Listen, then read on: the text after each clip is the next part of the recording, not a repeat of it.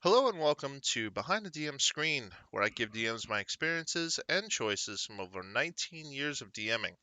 Inverness the Great Beyond, that's ran live on Twitch every Wednesday at 6:30 Eastern Standard Time. These videos describe what I was thinking during key scenes during the session, how I reacted as a DM.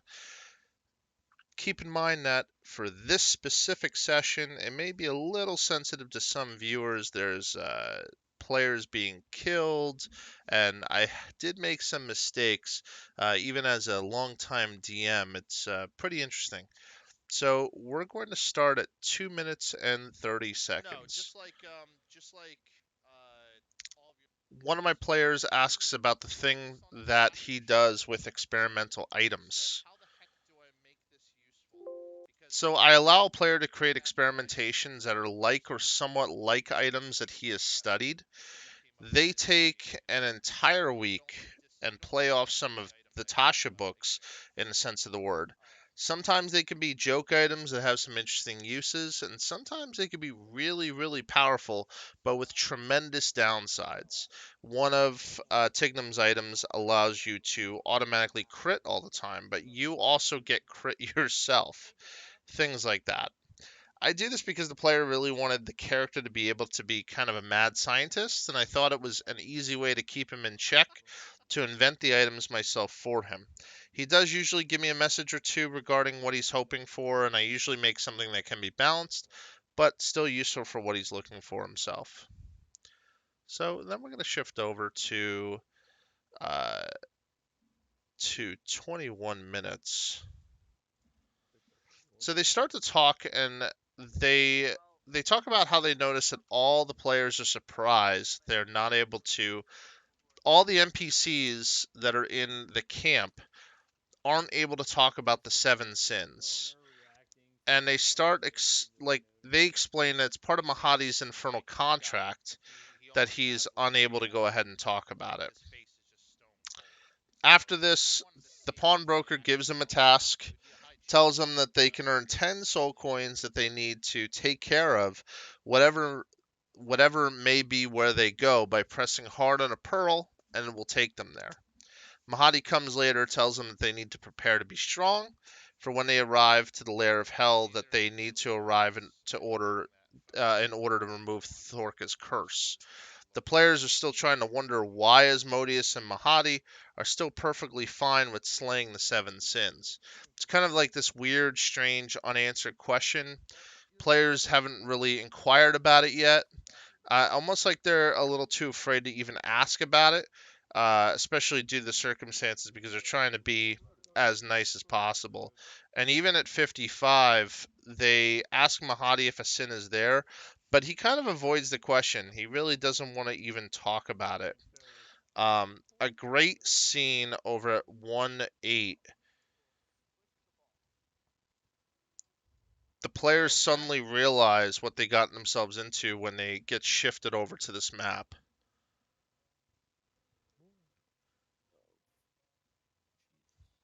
And then I changed the music as well, and they realize how much lava is here and things like that. The players start coming up with some really interesting ideas, including scouting with a creation from the artificer Tarek. Their rogue makes a recommendation to leave, and Jabu, their resident sorcerer, finds out what happens if you fall into lava. 10d10 damage. Anytime you touch the lava, it's 10d10. One of the players attempts to have the weapon that's up there underneath the statue to be gripped by a non-player, which I made the item for any sins to have to be grabbed by a player no matter what. It was a good try. It was smart, but I decided that it wouldn't be something that they'd be able to do. From there, Lust is introduced at 129. She tells the truth. She explains the situation, being a sin and being trapped within the area to protect the weapon. She begins to cast spells to prepare for the fight, but not targeted at the player. She's casting spells like uh, stone skin and all these other things to raise her AC, and also to make it so that she's resistant to almost all damage. So she keeps casting these spells. I keep explaining that the spells are being cast, but unfortunately, no player decided to do an arcane check until the very, very end. Um, I basically start preparing my spells for the players to deal with, as you see in the background. Like I'm getting the lightning bolt prepared in the GM side so they don't see it, and things like that. So at 133, she casts a pretty insane spell. Um, and the spell is real insane. Um, it is, and finally, Beacon mentions kind of an arcane check or arcana check, and Jabu rolls an 18 to try to counter the level 9 spell. The level 9 spell that she casts is Time Stop. So the Sins are well equipped to go ahead and deal with anybody who's attempting to beat them. And this Sin has no exception to that. She is able to go ahead and do things during a time stop that other players normally wouldn't be able to do. And she casts time stop, it succeeds, and then as she's completing the spells, she starts casting lightning bolts after lightning bolts, other spells, really nasty stuff to weaken the players at the beginning while they aren't able to really move. I really wish that I added a lightning bolt sound in the fight. That was my first major mistake that I would honestly change if I would. It really sucks that I wasn't able to do that. At 138, I needed to clarify to one of my players who read the ability of time stop to explain to him that she is able to do multiple things during a time stop due to an item she possesses. Unfortunately, the players would have learned about this later during the next session after talking to Mahadi about the fight, but I had to let the cat out of the bag early. Again, that's kind of my fault. In the future, I will likely clarify things like that with because of DM reasons or because of reasons that you do not know about yet in order to have the player understand that. But I really wish that I was able to explain that to them. Um, Also, unfortunately, at 139, I didn't catch Tignum's no damage, doesn't work on dexterity saving throws for his armor. This was an additional mistake on my part. Instead of saying something later on during the fight like, hey, Tignum, you actually took this much damage, I let it be. The reason why, it's because the worst thing you could do is to take the player out of a fight a few turns later because something wasn't done correctly. And I felt like the dramatic instance of the fight was going really well.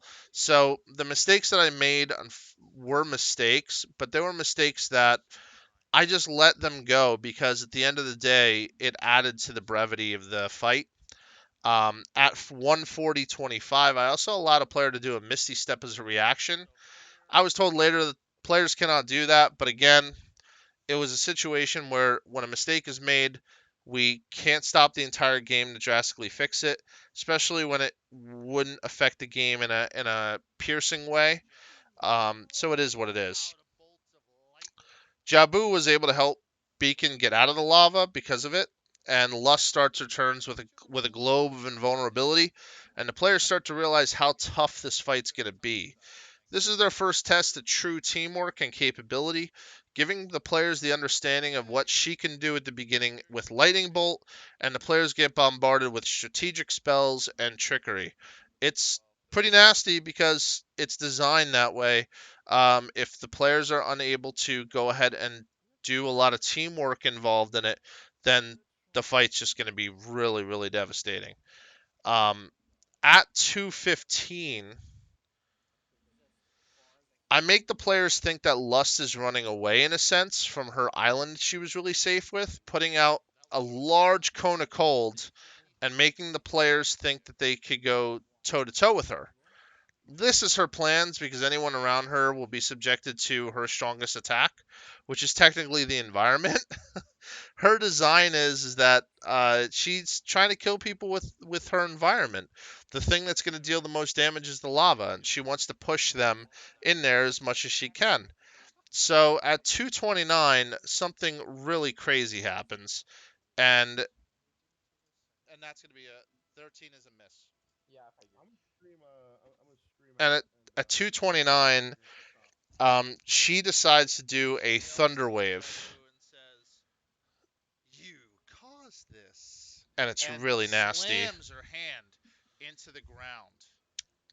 Now, at this point, All of you suddenly realize what's actually happening, and you feel a thunderous wave of force that sweeps out from her. Everyone that's around her must make a Constitution saving throw with disadvantage. I chose disadvantage because she charged up for this. The crazy part is that I really didn't expect everybody to take her bait so easily. Thorka would have fallen into the lava. Daga would have fallen into the lava. The Iron Defender falls in the lava. Tignum falls in the lava, assuming everybody fails. I believe only Thorka succeeded. Every single other person got pushed back 10 feet, and it was a level 1 thunder wave, and they got pushed back into the lava. They took tremendous amounts of damage from it, and it is what it is. You know, you lay a trap for the players. The players have to take the trap and deal with it in stride. And that's just how it works. You know, that's just the name of the game. At 2:36:30, a player actually asks about the lava in chat and how the interaction works with damage from elements. Now, in D&D 5th edition, I was following the improvising damage chart for lava. Some DMs do starting their turn in lava. Some DMs do ending their turn in lava. As in, if you are still in the lava at the end of your turn, if you've taken damage the turn before that, then you take more damage in it. Because a turn normally surmounts to a few seconds, I feel that ending the turn into lava, and I explain it here, but I feel that ending the turn into lava is the way I would interpret it. So unfortunately, Daga, which is his sidekick, spent an entire turn in lava, so he takes the damage at the end of the turn, taking 2 death saving throws. Then he rolled poorly, unfortunately, in his last death saving throw, so he just dies. Fortunately for Tignum, Thorka pulls him out before his turn and was able to prevent him from taking any additional damage in the lava, because the original damage that Tignum got hit with brought him to bleeding. So then Thorka grabs him out of the lava and stops him from taking any additional damage when it becomes Tignum's turn. On the other hand, using the lava against her was a tremendously good play when Beacon was doing damage to her, even if it's half damage. Half of 70 is still 35. And Tignum's Steel Defender gets completely melted into goo. It just is what it is. So at 2:44:30, Beacon is pushed back into the lava once again. I do ask Beacon if he's on the ground or not, and he explains that he is. Now, we had a little bit of confusion during this scene because the problem is that Beacon has wings, and technically speaking, he can fly, he can walk, and he can hover. As per Raw rules as written, a creature with flight cannot react to a push to go in a different direction, and he has protection from plummeting if he's currently flying. But because he was not flying and because he was on the ground, he's technically pushed in. That's just how it works. It's to prevent it's I'm assuming the reasoning that they did this was because they didn't want situations where players could just naturally react and prevent themselves into getting harmed if they're able to fly. Just like the Arakakra at race and things like that. So instead, because of this explanation, he went through a very large explanation as to why he should be able to catch himself while this is happening. I have the amount of damage that he took, but in reality, it is rules as written. You take 10d10. But again, at the end of the day, we're not going to stop everything. I based my decision based off of what his explanation was, and I felt that it made a lot of sense, and I did it that way. So it is what it is. You know, some players would do it that way, or some DMs would do it that way. Some DMs would not. In the future, I probably would still do the 10d10, but in the meaning of things, it felt like the right thing to do. So that's what I did. Last but not least, 306.